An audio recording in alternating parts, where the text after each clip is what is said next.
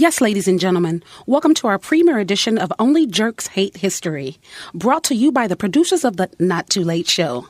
Only Jerks Hate History is sponsored by Zoot, the leaner, meaner gun cleaner. Housewives, are you perpetually disoriented by gun cleaners that get everywhere except on the pistol you're trying to clean? Does your husband come home and lament that his favorite chair is stained after just a few minutes of routine oiling and prepping? Well, now you don't have to worry about the family's home defense system getting jammed in those critical moments. But you can still keep your beautiful hands clean and not worry about staining your lovely nails. Zoot uses what we call penetrating forces to get in all the key areas of your favorite weapon. In a word, it greases that chamber without soiling your trigger finger. Run out and buy a bottle today from your trusted gun dealer or your psychoanalyst. Get it from your shrink. You won't regret it.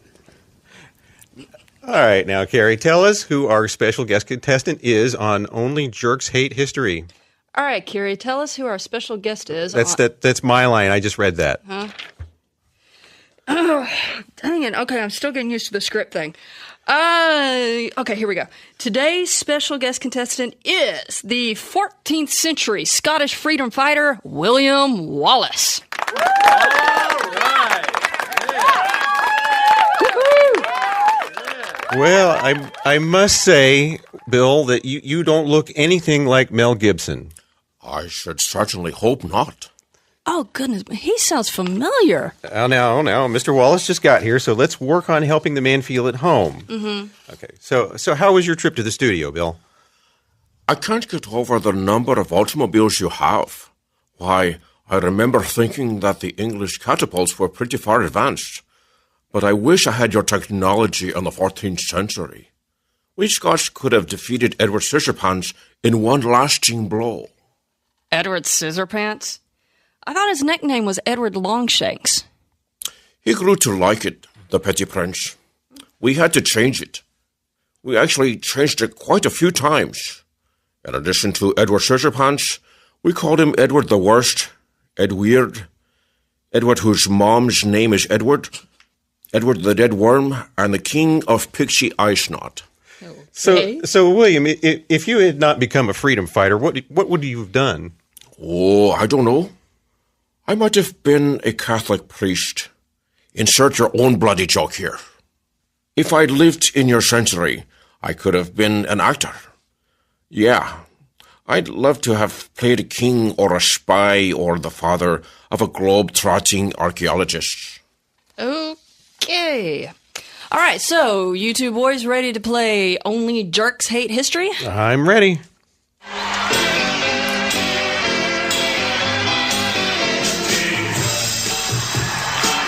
All right. How about you, Bill? You ready? I'm as ready as a chipmunk in a walnut farm. Okay.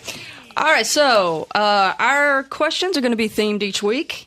And this week's themes are things I have found from YouTube and Twitter.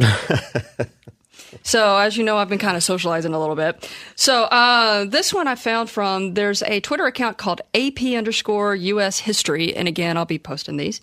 And they asked a question, who was the founder of Pennsylvania in 1682? And I can give questions, or y'all just take a guess. Multiple choices? I can give you multiple guesses. Here we go. Andrew Carnegie, William Penn, William Seward, or Woodrow Wilson. That's a mouthful. We're having a lot of tongue twisting today. Say that 10 times fast. No thanks. Okay. So what do you think, Mr. Wallace? Well, naturally I have to go with Will and the Williams. I'll go with William Seward. Well, I believe it's called Pennsylvania. You have to be William Penn. It is William Penn. Oh, doggone. There you go. How about that? All righty. So, ding, ding, ding. Ding, ding, ding, ding, ding, ding, ding. Yes. We'll have sound effects next week, folks. Okay. All right. So we're still in our planning phases. Yeah, there you go. So, all right, next question. I found actually off of a YouTube, the Twitter account is weird_hist, short for history, and tweeting weird and wonderful history. And he has an ebook, Leaving Earth, Why One Way to Mars Makes Sense. All right, and he did a video called American History in Washington, D.C. Who Wants to Be a Mega Trillionaire? I recommend everybody watch it.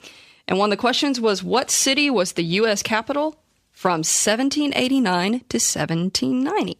Was it Washington, D.C., Boston, Massachusetts, New York City, New York, or Salem, Massachusetts? I'm going to go with Boston, Massachusetts. Okay. I do believe it was New York City. It was New York City. Hey, that's 2 for 2. All right. Ding, ding, ding, ding, ding, ding, I'm ding, on ding, a ding. roll. Can we quit now? He's on a Kaiser roll, as far as I'm concerned. All right. All right. Thank you for that input. All right. And last question from at US Presidents 101. They asked, who was the 20th U.S. president? Here's a hint. He was from 1881 to 1881. Okay. James Monroe, Ronald Reagan, James Garfield, or Benjamin Harrison. That's a broad spectrum there. And I can give you one more hint. He was assassinated. That's why his term was so short. Okay. All right. Well, it's not the second one. We know that for sure. Right. I'm going to say excuse me. I've got a bit of a frog in my throat. I will say Benjamin Harrison. Okay. I do believe it was James A. Garfield. It was James Garfield. And he was... Named after the cat. I think the cat was named after him. Oh. Okay. Yeah. Although I'm not sure he was orange and pudgy. He might have been pudgy. Was he pudgy? Do Scots people like cats? I'm fine with it. I can't speak for everyone, but I'm good with it. Did cats help win the war against Edward Scissorpants? Absolutely. Yeah. And one interesting little tidbit, if I could just, this also, because he actually died from infection because they just didn't have the medicine. There was a whole bunch of history. I won't read the whole history here, I think. But I thought it was really interesting that in the process of him, it was like the heat of the summer.